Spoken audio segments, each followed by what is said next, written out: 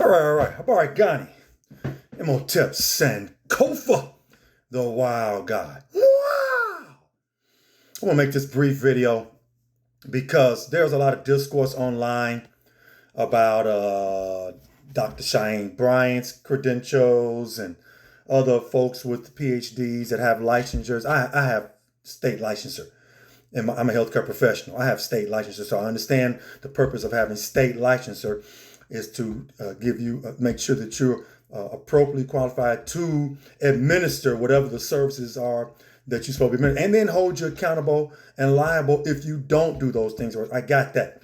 But I want to go to a deeper topic on education, who's educated, who ain't educated, this and the third, all that Spike Lee, Jigaboo wannabe, Du Bois, Booker T debate, and even in the end, Du Bois talked about the bourgeoisie and the elitism and things like that.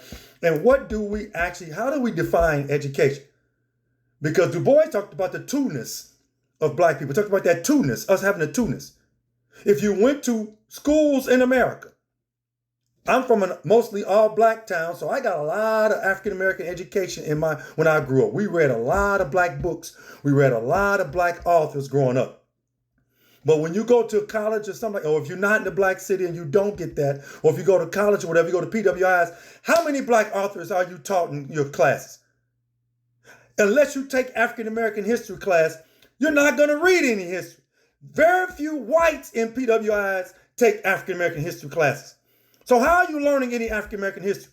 How are you reading anything? How are you reading anything from Tony Martin, Dr. Tony Martin? Dr. Tony Martin.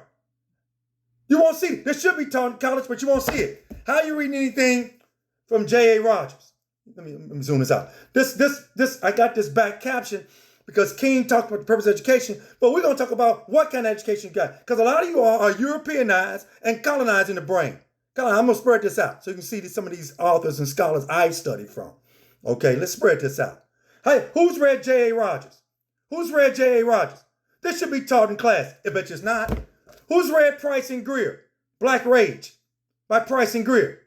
This should be taught in college or high school. I bet you it's not. Who's read Chancellor Williams?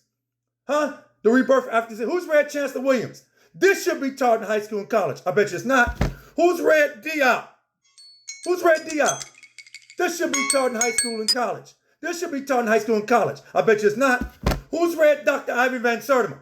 Who's read Ivy Van Sertima? They came before Columbus. This should be taught in high school and college. I bet you it's not. Who's read Dr. Manning Marble, who I got a nice little signature from, if y'all know who Dr. Manning Marble was. How Capitalism Undeveloped Black America. This should be taught in high school and college. I bet you it's not.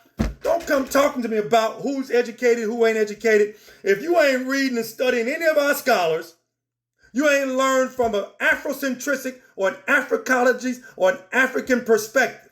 You're no more than a European, you're no more than a black person walking around with a European mind. Dr. Amos Wilson said so, okay? Dr. Naeem Akbar said so, and many others. So I don't want to hear about who's educated, who ain't educated, education. What kind of education do you have? Because many of you all, especially in black skin, you're no more than doppelgangers for the European hegemony. Wow!